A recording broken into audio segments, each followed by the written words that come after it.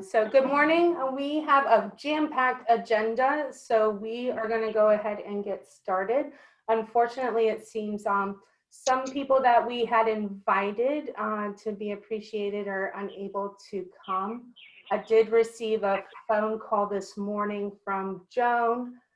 She's unfortunately had a loss in the family and is unable to attend today. So I told her I would express her gratitude for her, and she looks forward to being able to come to a meeting in the near future and has offered to help us with any projects that we may have coming up. So for those that don't know, Joan was one of the very founding members of Norfolk Task Force, and in 2021 we celebrate our 45th anniversary this year. There have been quite a few accomplishments from the Norfolk Task Force over the last 45 years, including some contributions from people that we have here today. And those people would include Sandra Gale Burton, a past chair, Kathy or Kathleen Blanchard, who I believe was also a past chair. Nanette is a past chair. Hope has been on the board for an extremely long time. Thank you, Hope. And then who else do we have? I thought I saw somebody else. I'm not sure who's on the phone. Whoever's on the phone, could you unmute yourself and introduce yourself? Oh, yeah, it didn't show up with my name? No, ma'am. Oh, okay. It's Eileen Lipton. Oh, thank you, Eileen. Nice. Eileen is also a past chair. Yay! And so throughout 45 years, Norfolk Task Force was integral in creating the Norfolk Senior Olympics. We have given out several community scholarships, educational scholarships. We have adopted facilities for the holidays to make sure that people aren't forgotten during a lovely time of year. We have done food drives, we have helped build ramps, we have placed people with resources throughout the community. And so it's been a pleasure to lead this group over the last several years, and I'm very proud of the things that we reinitiated in the last year or two to be more involved in the community. And so I'd like to take a moment to allow some of the founding members to speak on some of their fondest memories of the task force. And so out of respect, we will start with some of the people that have been around the longest. So Kathleen, if you would please share with the group when you were a part of the task force, and what are some of your fondest memories? Some of the fondest memories are when, can you hear me? Yes, ma'am. Okay. In the 80s, I went to one of the first meetings with Agatha Jenkins, who was a nurse, and also Chris Heine, who was from ODU. And the purpose of the Norfolk Task Force then was to bring various agencies together so that we all knew what the other one was doing. For instance, social services, public health, et cetera, et cetera. And that worked out. From there, we also developed a legislative breakfast, and many of you will remember that. And from the legislative breakfast in '89, we also went to Richmond to the General Assembly for 22 years. And happily, we rode up in a limousine from one of the funeral homes. So I'd always tell people, oh, we're going to ride in the limo from the funeral home. They'd say, oh, not the hearse. And I say, no. So we did that. We also developed scholarships for EMS and nurses, excuse me.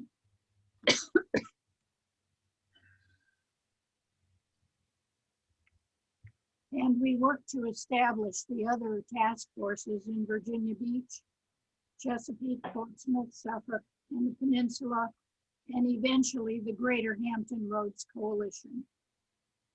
So we have been very active.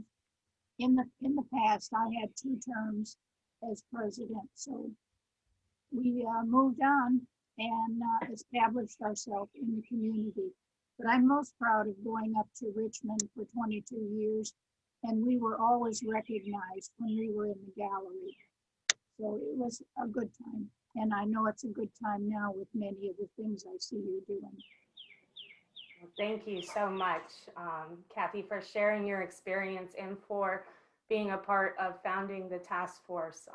You'll be happy to know that Hampton Roads Coalition is back and has been for a few years, and working hard to bring advocacy back to some of the task forces that may have stepped away from it for a little while. So there's been a lot of great progress.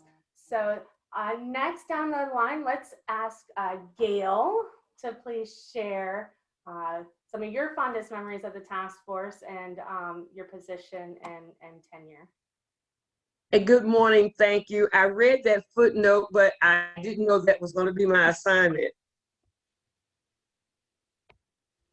So I just like, so Kathleen, I remember coming on the task force as a liaison for the Norfolk Senior Olympics and serving as a chair with the city and attending board meetings with her and some of the other members. Was fond memories. I knew I was into something that was really big and was going to do something great.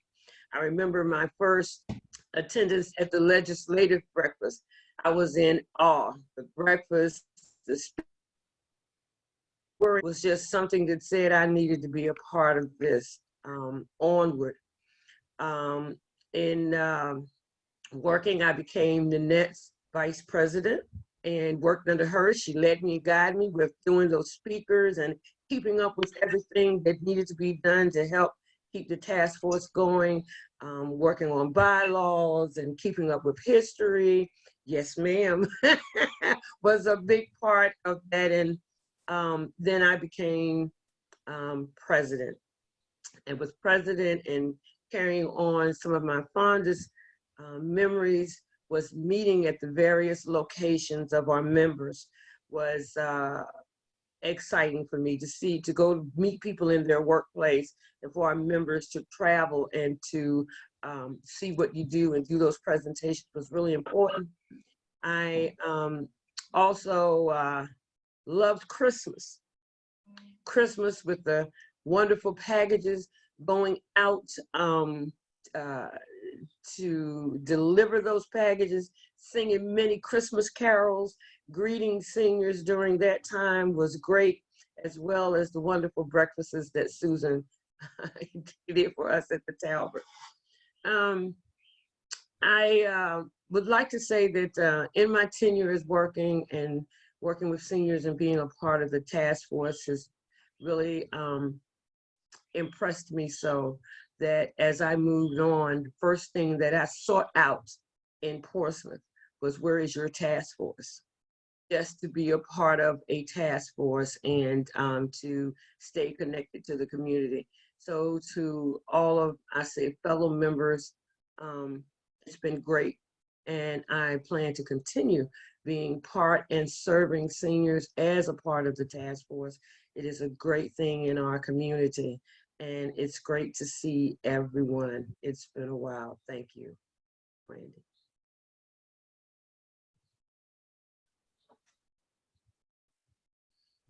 We can't hear you. You're mute. Thank you. Thank you, Gail, for your contributions to the city of Norfolk and now Portsmouth. You make a great impact, I know. Eileen, would you like to take a few moments to speak on some of the successes and fond memories that you have of the task force as chair? Sure. Let's see. I remember my very first meeting. It was before I was even in the industry, and somebody had suggested that I come, and I did, and I met some really nice people, and actually was able to get a better idea of the whole industry and networked into a job, which was awesome. And then I became involved, and it was just really a passion of wanting to do something, seeing the people that were there that were doing something and wanting to do something for seniors, that it didn't have an effect on me, you know, as much as just I love the networking part, but it was more of what can I do rather than what can I get from. And so that was one of the goals that I wanted to implement as chair, as well as with the board that I had. I had a really good board, and I really appreciated working so closely with everyone. And so we were trying to change it a little more as to how can we reach out and what are the needs of the Norfolk seniors, and how can we meet those needs. And through that, I got to know so many great people. And I agree with Gail. One of my favorite meetings was the Christmas one, and it was being able to really to give back to the seniors, and to also take the money that we had collected through raffles and give back to the community with the different agencies or different places that we felt were in need of a contribution to help them give more to our community. So that was just a magical time to be able to hand over some money that was well deserved and much needed to different places that really appreciated it. So I'd have to say those are some of my recollections on a half a cup of coffee, and I didn't realize I was going to say something, so that's all I can say. But it's been, unfortunately, once I left, my life has been so full with starting my business, but I've heard so many great things about where the task force has gone and the things that it's doing, more importantly, what it's doing for the community, just from people that I didn't expect that would just kind of talk about it. So it's great. Thank you, Brandy, for keeping the torch going. Mhm. I am pleased to do so, and thank you, Eileen, for speaking, even though I somewhat put you on the spot. So I'm sorry for that. That's okay. Nanette, how about you? Yes, good morning, everyone. So when I first got in the industry, the first person that I met is on this screen, and that is Nyla Holloman. So she was awesome. I believe it was the Portsmouth Task Force meeting. Not 100% sure. She's shaking her head yes. So that's going back a few years. I actually was the chairperson for Norfolk from 2009 to 2011, I believe. Kathy was in control of the legislative breakfast. And of course, I cover all of Hampton Road. So I was going to all of the different task forces, and every single meeting she would be there. She had her binder. She was signing up people for different committee chairs and having assistants and people helping so that this huge event came together. I mean, it had seniors, it had senior industry professionals, it had delegates in attendance. So it was really fantastic. And I have no idea how she kept it all together, plus running her business and doing everything else that she does. So that was very impressive to me. Another thing that really impressed me was Gail Burton with Norfolk Parks and Rec, and she was the one who put on the Norfolk Senior Olympics every year. Fantastic event. I mean, hundreds and hundreds of seniors out there participating and having fun and getting exercise and enjoying the fresh air, and a multitude of vendors that were there to help support this event. And, they get their medals, for gold, silver, bronze, all of that. It was just fantastic. So how Gail was able to do all of that every year, I couldn't fathom, you know, keeping all of that together and coordinating all of it and just making it seem so effort on both of their parts with their big events. So I will add on to what Gail and Eileen already said about the Talbot on Granby and Susan Bixler hosting us for our holidays. So they said what was really important, but I actually went there for the mimosas too, you know? So anyway, I guess that's about it. It's all been inspiring. It's all been a journey. Thank you, Brandy, for everything that you're doing to date. And I just look forward to moving on.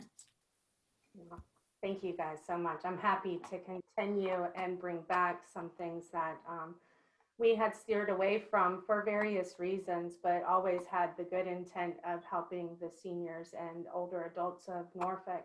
And so we have brought back the senior resource guide, and Peggy Brown, who is on the call this morning, is helping me with that project so that we can get an updated version out at the end of summer. And we also did, for those that aren't aware, put together a COVID resource guide for the residents of Norfolk that we had put out shortly after COVID had really impacted us and we were locked in. So we continue to try and give back to the community as much as we can. And it's never been just one person. It's been a multitude of people, and some of which aren't on this call that we wish could have been, including people like Carla Bijot, Jean Saunders, Adrian McCoy, Joyce Husky, Teresa Kiefer Davis, Rashawn Foote Scott, Sandra Williams, and Ann Miller and Carol Jarvis were some of the names that frequently came up as we started planning this event. And while we wish that we could have been in person to really honor you all in a much more lively way, we did as a board come up with a solution to try and honor you all in some way. And I'll let Hope share that information with you guys. Okay, well, good morning, everyone, and congratulations. And thank you all so much again for just being at the helm and the cornerstone of the Norfolk Task Force on Aging. Being a member for so many years, I echo everyone's sentiments that spoke this morning. I remember being in the audience as a young member and just watching the board do its thing. I think I came in, I've seen Miss Joan Chupik, Miss Kathleen Blanchard. I remember, of course, Gail, Sandra, Gail Burton. I lived in your shadow for a couple of years with that Senior Olympics thing. It was no joke. And Nanette, everybody on here, I just thought you all were just superheroes. And the large crowds, the Christmas party, the Talbot, the gift giving. I didn't hear anyone say this, but Mr. and Mrs. Claus. Yeah, we love that. And, you know, the scholarships and everything that was done by the boards to, you know, just to support the senior community. And I think I did say Senior Olympics, and that was the big thing.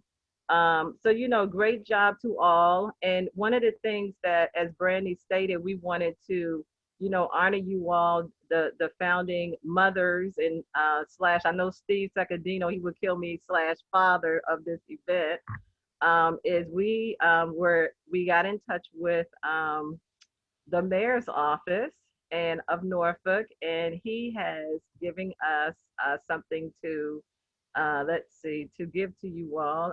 I'm disabled, Brandy. I can't bring it up. I can't share my screen. How do I turn this off? Or let's see. 1 second, Hope. Okay, sure. But we have something to present to you all, so hang tight.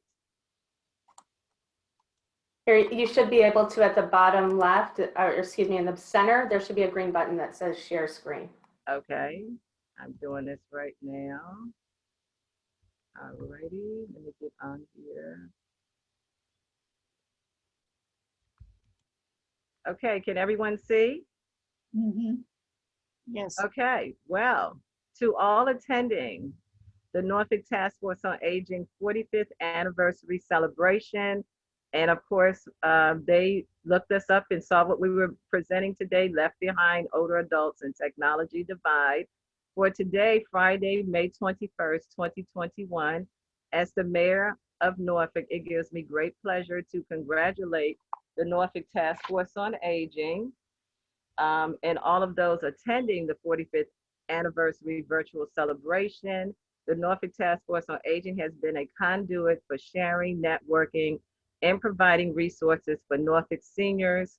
Since its inception, Norfolk Task Force on Aging has provided services and educated seniors on consumer fraud, medical needs, nutrition, housing, and of course, we know more. Through the efforts of committee leaders, members, and volunteers, the Norfolk Task Force on Aging continues to provide new and innovative ideas through outreach activities that address the needs of the elderly through the wellness fairs, scholarships, and resources. And from our mayor, he says he commends the members of this task force for their hard work and dedication to the well-being of our community. And he wanted to give a special recognition to the founding members. Thank you all again, who recognize the needs of seniors and who have worked together as their advocates. Again, he congratulates from his office and best wishes to us all, I guess, as we celebrate the 45th anniversary, and may the task force have many more years of continued success and positive impact on the community. Sincerely, Kenneth Cooper Alexander, the City of Norfolk Mayor. So this is something we wanted to have for today to honor our founding members. So thank you all for everything that you all have done. We really, really appreciate you all getting this started. I think it was in '76, is that right? And I can hear Miss Jean Saunders in my head right now. It was 1976, Hope. And so definitely, and I'm sad she's not on this call because she's got all the dates down. So I just want to thank everyone again for everything you all have done.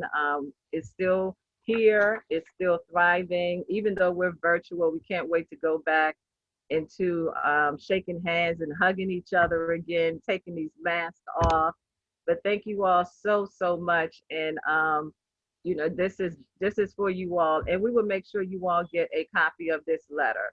So if you all can, if we have your address, or if we could send this over to you all, we would love to be able to do so. And this, of course, is a part of our archives, because a lot of the task force, we're definitely here for the 45th one. And and hopefully we might be here for the next one, but not on this virtual screen, maybe. So, you know, in spirit, let's put it that way. So congratulations, everyone. And back to you, Brandy. Thank you, Hope. And thank you for reaching out to the mayor's office to make this happen. It was a very nice touch. And like I said, I wish that we could have met in person and really pulled everybody up and probably had a larger attendance and made you all feel really special, so that you could understand how much it means to us that you have given to your community, time, energy, thought, outside resources. All of us have donated so much, and it does not go unnoticed. So thank you all. And I would like to say one thing about the Senior Olympics. I was lucky enough to volunteer a few years ago, and I was one of the monitors for spades. And let me tell you, those participants for spades will get ruthless, but they loved the event and talked about it to whoever would listen. And so I'm sure the city looks forward to bringing that back once COVID subsides, so hopefully next year. Without ado though, so that Steve still has plenty of time to talk about his topic, Left Behind, the Technology Divide, which seems so fitting for today, as we had problems this morning logging on to technology. So please feel free to take it away, Steve. Thank you. I'm going to go ahead and share my screen. I'm allowed to do that. Let's see, we're going to share this one. Well, while you're doing that, Steve, I'm going to go ahead and intro you. Not that anyone on here does not know you. You're famous, you know this. And thank you for sitting tight. But Steve Zollos, everyone, is the Chief Executive Officer at Senior Services of Southeastern Virginia. And I serve on the board. I'm a proud board member. The regional area agency on aging that supports and enriches the lives of older adults through advocacy, education, and comprehensive services. Mr. Zollos has over 20 years of senior-focused business and healthcare management experience. Steve also has served as chairman of the board of directors for Ramps Across America. He was awarded the National Dedicated Service Award by the Bon Secours Health System, was inducted into the National Academy of Best Demonstrated Practices by Chicago-based Catalyst Institute, and received the National Distinguished Achievement Award for his community outreach efforts. And Steve, we really, really welcome you today, and we're so glad you're here on this special occasion with us. And without further ado, Mr. Steve Zollos. Well, good morning. Thank you, Hope. That was very kind of you. It's truly a privilege to be speaking to this group of folks, because I hear of the history and the accolades, and what I see when those things are being discussed, I see lives being changed for the better of older adults for the past 45 years. And the number of people that your efforts has impacted is amazing. And each of you should be so very proud of the efforts that you've put forward in order to serve the older adult community. And that's really what I'm going to be talking about today. As Hope said, I'm Steve Zollos, the Chief Executive Officer for Senior Services of Southeastern Virginia. And I'm hoping, because I'm kind of preaching to the choir, because you all do virtually the same things that we do on different levels, and but really keeping an eye on and serving the older community. I'm hoping that I can just bring maybe a couple of new thoughts or ideas that maybe you haven't considered in the past when it comes to the technological divide, what's going on in our community as far as technology and the older adults. So I call this Left Behind, Older Adults and the Great Technology Divide.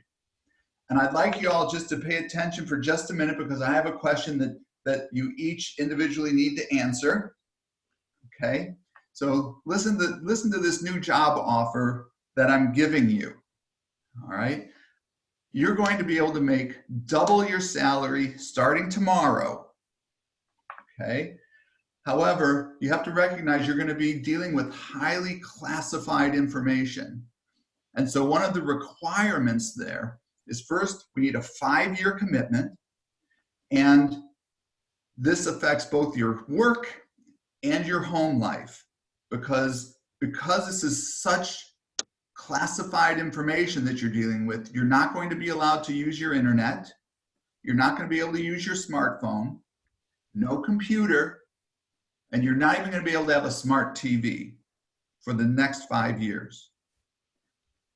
Will you accept the position?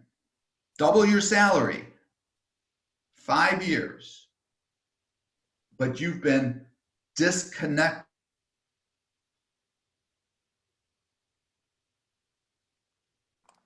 Oh no, I think we He was disconnected. what a good timing. Oh, Here we go. Sorry, everybody was thinking it. I was just saying it. Did he do that on purpose? Is this all Maybe part of the strategy. presentation? He may have. that's a strategy. Well, he's muted. He's still here. He's just muted. Oh, Okay, Steve, I see him on the screen. there he is. Okay. He made a commitment. Okay, that was cute. Now that's your presentation. wow. Oh, Wow. He took the money. Couldn't have timed that better, ever. okay. Somebody said he took the money and ran. It's like double my salary. I'm out of here. Okay, Steve, are you with us? He may have accidentally exited out instead of hitting next or something. No, he's still there. Like Star Trek, he has been beamed up. Oh, there he is. There he is. Okay, Scotty.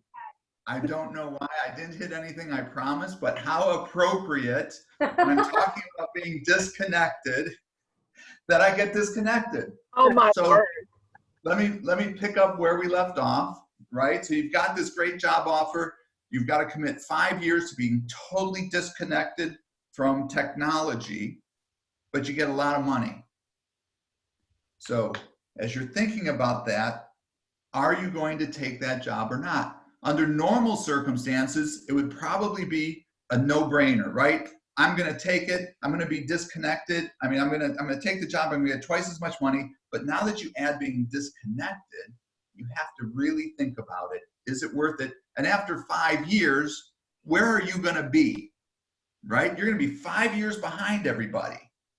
And now you're going to have to try and catch up because things will be vastly different in 5 years from a technological perspective. And now all of a sudden you got to try and catch up. Difficult, difficult decision. But that's really the position that we've put our older adults in. So,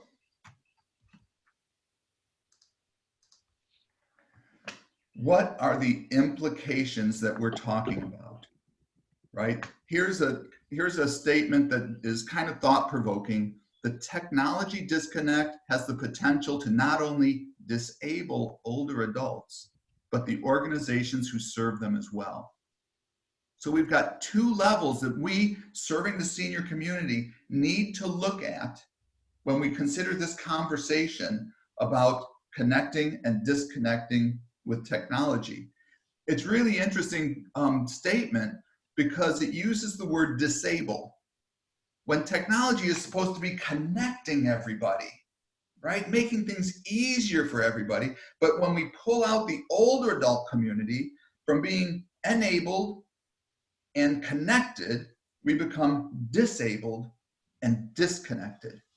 That's disconnected from our culture, not just trying to connect to our family. This is a disconnection from our very culture. So 3 things to consider as we go on with this conversation. First, what are the implications for the seniors we serve today? Second, what are the implications for our organizations tomorrow? And finally, we're next, right? Tomorrow, we're going to be the older adults. What are the implications for us when we're 70, 80, and 90 years old? Because if you think there's not going to be a technological disconnect for you, I think you've got something to learn, right? So it's important that we solve this problem now because it's not only going to help the older adults today, it's going to help the older adults for tomorrow. And really what we're talking about is resiliency. So it's not just, gee, I want to connect so I can see my grandchild, when they're born. It's not just, gee, it would be nice if I could connect with my doctor. Resiliency is the ability to grow and improve your life over time. The ability to grow and improve your life over time. And that's what we're talking about when we're talking about this disconnect and bringing seniors back and connecting them, is we're really talking about resiliency. So things that we take for granted.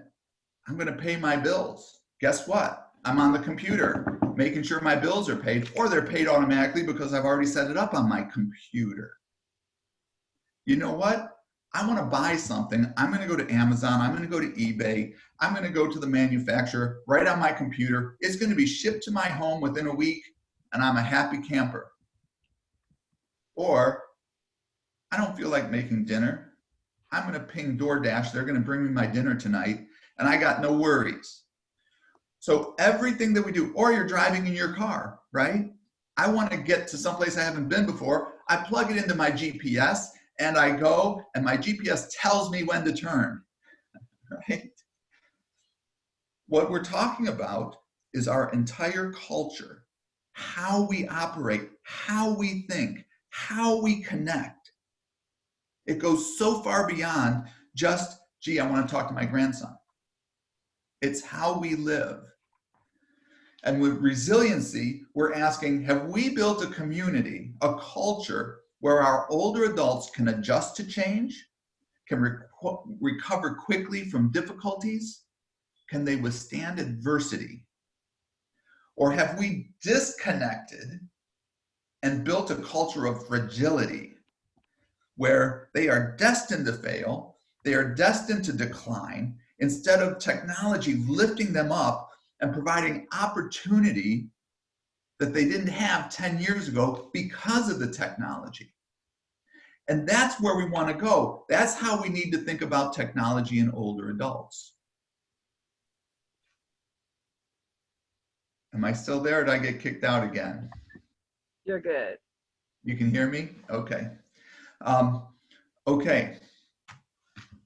This is my great uncle Andreas, who I had the privilege of living with in 1985. He lives in Greece on the island of Crete.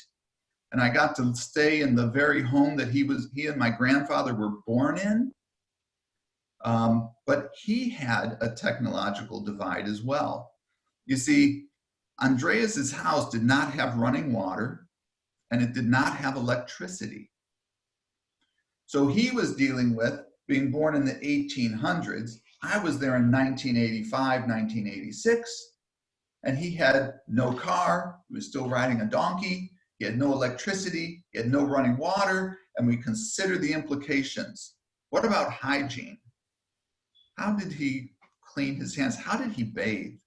What about toileting? Wow, no running water. He had to go down to the village center, get a couple 5 or 10 gallon jugs of water, and carry them up the mountain to his home, which was fine when he was 30 and 40. But by the time he was 70 and 80, this created a significant problem. No electricity. He had a small tin canister, about this big, if you can see me, and a wick that came up and was held up, and he would put olive oil in the tin, light the wick, and that was his lights for pretty much his entire life, including 1985, 1986, 1990. So I bring this up to say everybody has a technological divide. And how are we going to bridge that gap? So we got some help from COVID. First, as a result of COVID, seniors are recognizing that technology is playing an increasingly important role in their ability to stay healthy, active, and engaged. So they see now, many seniors are seeing the importance of staying connected technologically. Secondly, more older adults are actually seeking out assistance in learning technology than ever before. And I've tracked this for years. When are we going to be able to move older adults to technology so that we don't have to print so many things, so we don't have to mail so many things? Well, in the last year, we've made a greater jump than in the last 15 years before it. Also, there's a peaked awareness. Individuals, foundations, our political representatives are more aware than ever of the vulnerability of older adults and their need to be tied to technology.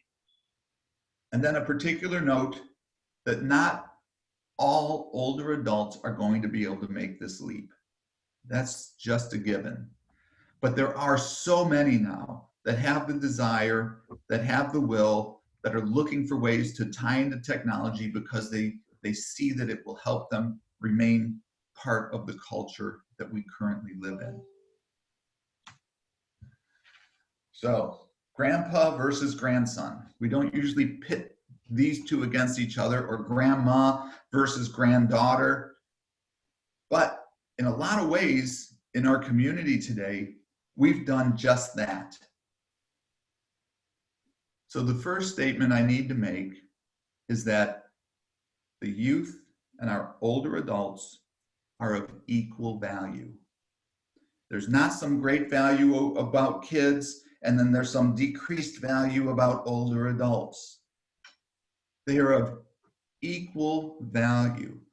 Although we've done many things that would disagree with that. You know, I work with each of the jurisdictions in Western Tidewater and Southampton Roads. And some of our jurisdictions, when it comes to their budget, here's $36 million in their annual budget set aside for youth, schools, programming, support, etc. $36 million. Now, on the other hand, here's the older adults where they've allocated $43,000. 36 million versus 43,000. We've inadvertently valued our children so high and above our older adults, it's kind of scary. And here's a couple of things that we need to keep in mind when it comes to technology. Kids have parental support, but older adults have little or no support, especially when it comes to technology. Kids have support networks. They have school, they have friends, they have siblings, other people who are aware and growing in technology. Older adults, not so much. We also have the fact that kids are tech savvy. If you try to stop your child from learning technology, I don't believe you can do it. Go ahead, take their smartphone away, take their computer away. They'll be on their friends' computers. They'll be on computers at school. They will find a way to tie into the technology and be part of today's culture. Older adults, really left behind largely. So technology is very important for kids, for their learning, for tying into the culture. But I would argue that it's even more critical for our older adults because of these gaps and others that I've presented here. So what can we do? First, we need to understand the untenable situation that we put our older adults in. And I think we're beginning to see this technological divide is a significant cultural divide, not just a connection divide. We've created a fragile environment for our seniors instead of a resilient environment. So we need to understand that. This is a big deal. Secondly, we need to support programming that bridges this gap. So just quickly, we've started a program called HealthWise, teaming with Prime Plus, Westminster Canterbury, EVMS, and the Birdsong Foundation, where we're teaming coaches, a lot of times older adults who know a little bit about technology. They can use Zoom, they can use email, and we've teamed them.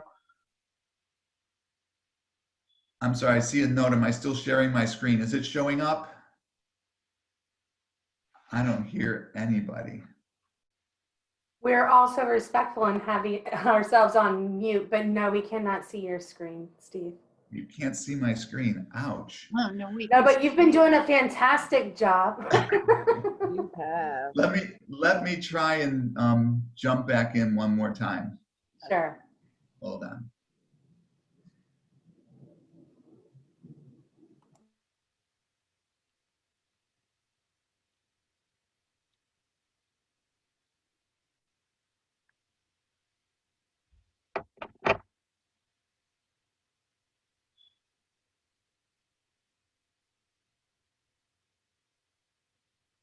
Did he not realize there was the share screen button at the bottom, maybe?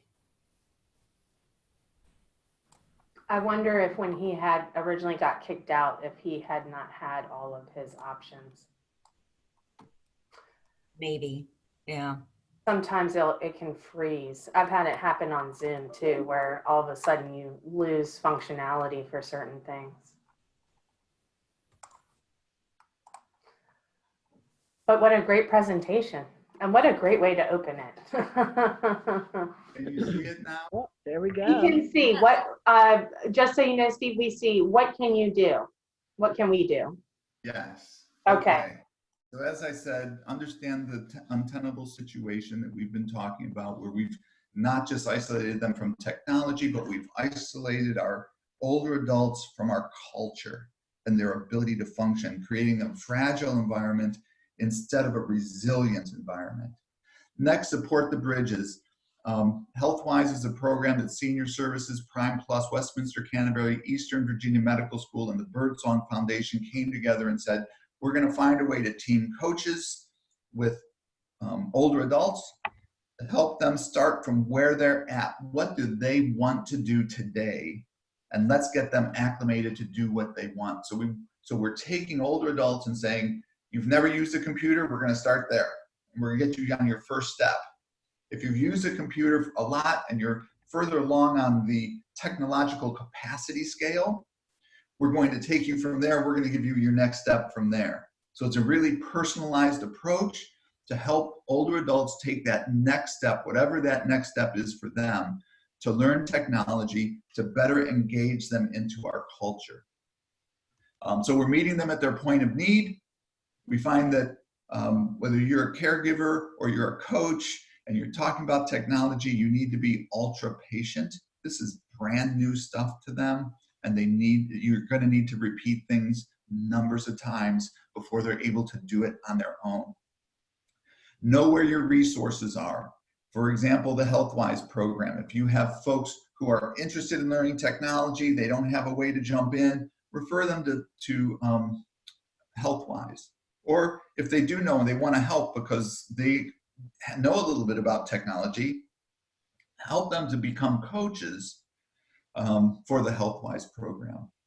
And then start with you. Start with your own organizations. When an older adult, 85 years old, finally goes to your website, are they confused? Or do they easily find what they're supposed to find? I even go to a lesser technology. When they call and they get your answering,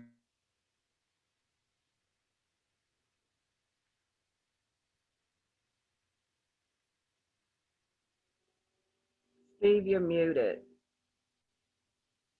I think he got kicked off. Oh. He must not have a very stable internet connection.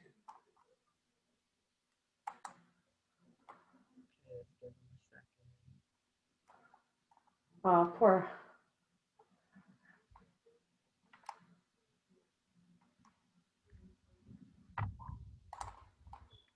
Oh, he's gone. Yeah, I took him out. So that You took him out. I did. I don't play around, you know, Bob. Be careful doing that because he may not be able to come back in. No, I put him in the waiting room to just reset it. While we wait for him to come back, it's serendipitous that Inside Business this morning has an article on the HealthWise project. There he is. Wonderful. I'm so sorry. I have no idea what's going on. You may want to restart your router when you're done, Steve. I have never had this problem before. Okay, well, I'm about finished here. Let me just go through the last couple of slides,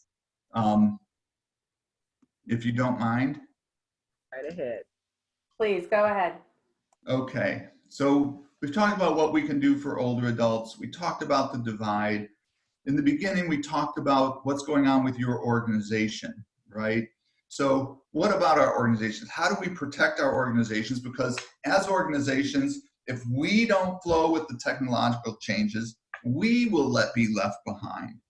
And other organizations that come up and grab hold of the new technologies will take the responsibilities that we currently have. So first, we need to know the trends. What's going on? I like to use as a simple example, we have a transportation program. I need to keep aware of where are the autonomous vehicles? How close are we to introducing autonomous vehicles into our mix? And if I wait until they're already introduced, and I'm 2 years behind because now I got to order them. Now I've got to figure out how we utilize them versus with drivers. How do we promote this? I lose because other organizations are going to be thinking ahead of me. So with technology as it is, changing as it is, I need to know my trends. I need to recognize that the future is now. I can't wait. And I need to now take mitigated risks to be able to say, I'm going to start investigating. I'm going to start experimenting. I'm going to start implementing, even though it's early. Very important. So I'm not going to go over these, but here are some trends that are happening now. Some are technological oriented, some are not. Legalized marijuana is coming. That has implications on our communities. We have increased remote work. I think we all know that now. Norfolk casinos, that's going to bring a new breed of people, new compromises, I'll call it, within our city, right? It brings some good things, brings some bad things too. We need to be aware of that because it's going to affect the older adult community. What about increased minimum wage? It's going to affect not just those folks who get minimum wage, it's going to affect the entire organization, the entire pay structures. How's that going to affect? And both short-term and long-term is social justice, where we've just got the tip of the iceberg right now on getting started on how do we adjust how we think, how we act, and what we do to make sure social equity is a true part of our organization and our community. So long-term, I just put autonomous vehicles, virtual healthcare. We all touch on healthcare a little bit. We've got the watches going on. We got the Fitbits that are now tracking your vitals, what's your pulse, what's your blood pressure, things like that. And that's going to morph really quickly into we can take care of you now more than ever from your home, from a technology perspective. And then the increasing rich-poor gap. The rich are getting richer, the poor are getting poorer. There's this bigger gap that's coming. Unless something changes, that's going to change our environment. Okay, I am so sorry for all the technological divides we've had today. I did that on purpose just to demonstrate. But I did want to take the time to have a discussion, if there's discussion to be had, about what this means and where we're at.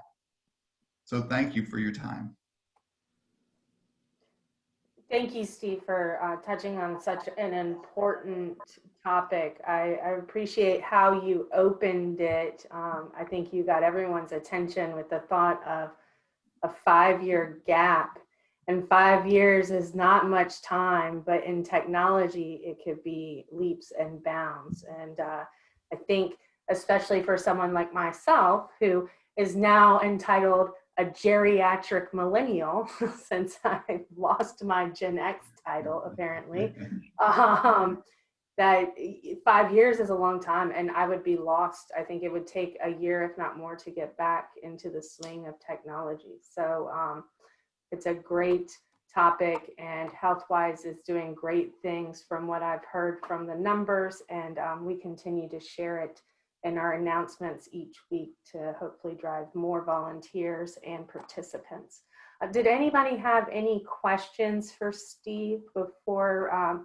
We're running a little low on time, so the meeting's going to get cut a little short, but everything that you likely want to know is in the agenda when it comes to chair reports, in anticipation of having limited time today. So rather than introductions and announcements and chair reports, I'd like to take the last few moments for anybody to share any thoughts or questions on the topics Steve shared. Randy, go Nanette.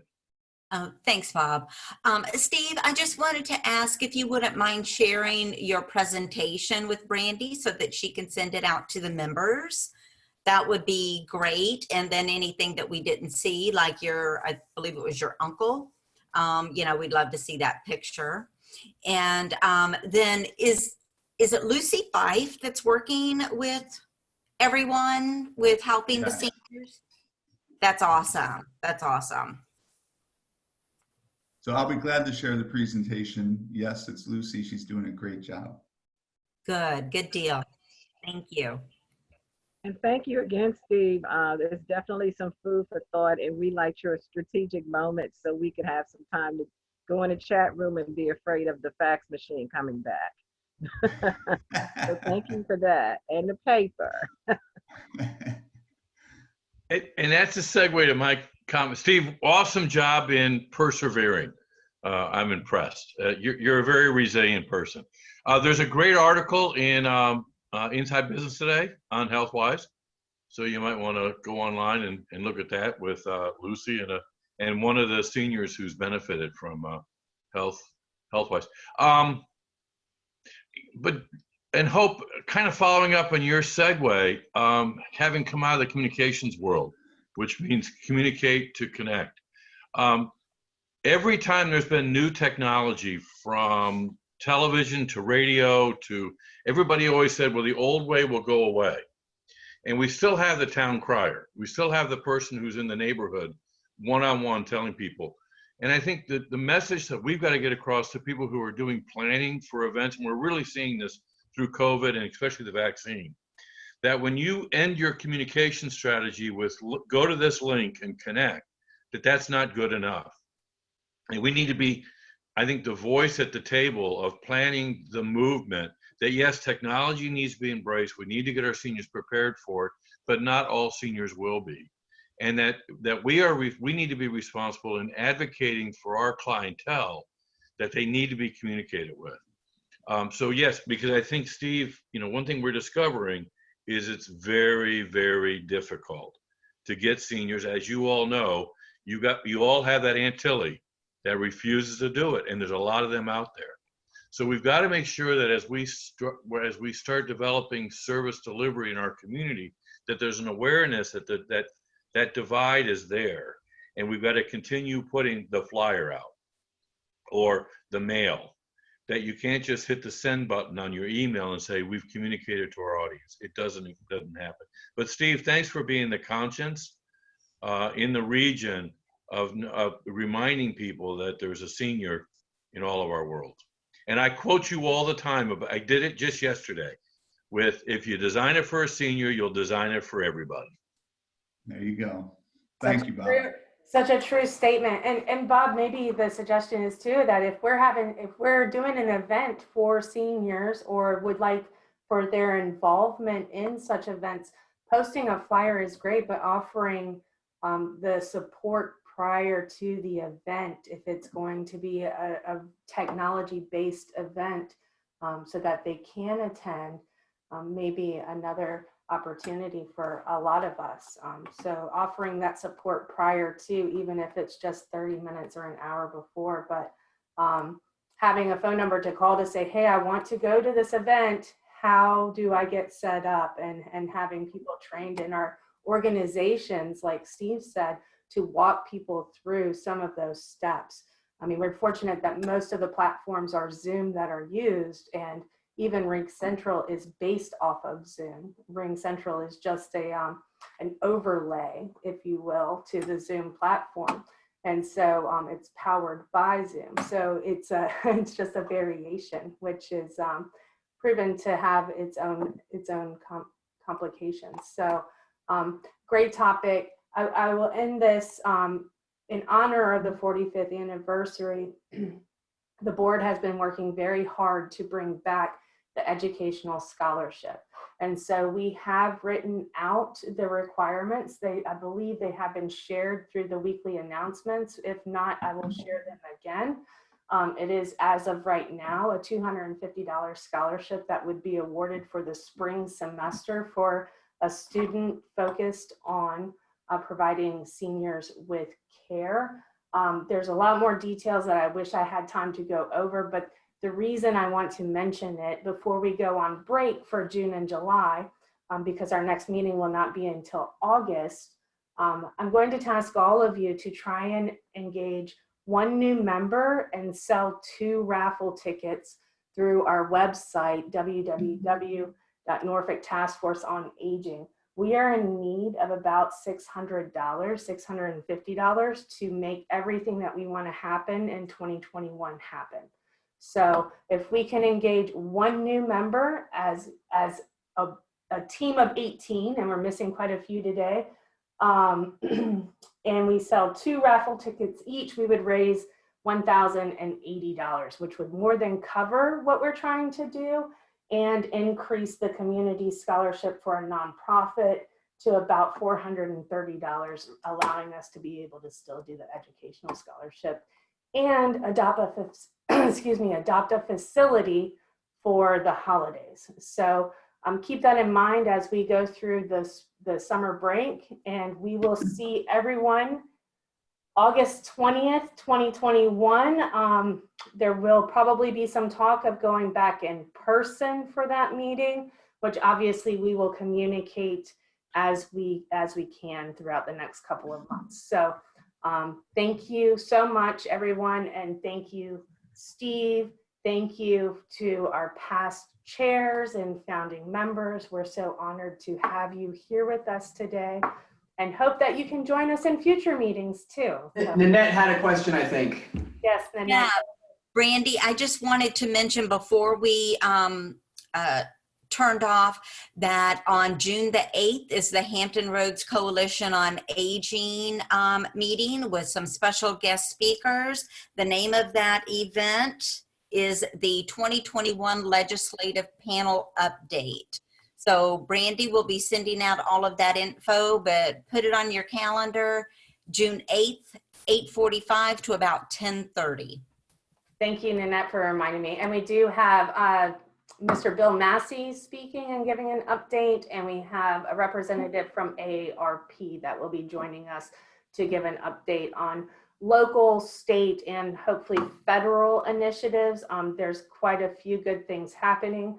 And Julie Ulrich of the Chesapeake Task Force is reaching out to, or has reached out to, Representative Bobby Scott to potentially speak, because he has introduced some very important legislative measures as well. And I did see, just a quick update, on a federal level, they are trying to create the CARES program, which would help cover expenses for long-term care for seniors over $2,000 a year, up to a $5,000 credit. So, so for those people that are taking care of their loved ones at home, this could be an opportunity for them to be able to receive a credit to afford to have the care that they need. So keep your eyes out. There's a lot of good things happening for healthcare and for seniors in the administration right now. I'm sure that comes with some negative things as well, but we look forward to your attendance if you're able to join June 8th. It was in the announcements yesterday. If for whatever reason you are not receiving announcements, please shoot me an email at Brandy, BRANDI .m as in Michelle, .smith@outlook.com. Thank you everyone for hanging out for a few extra minutes, and we look forward to seeing you soon. Bye.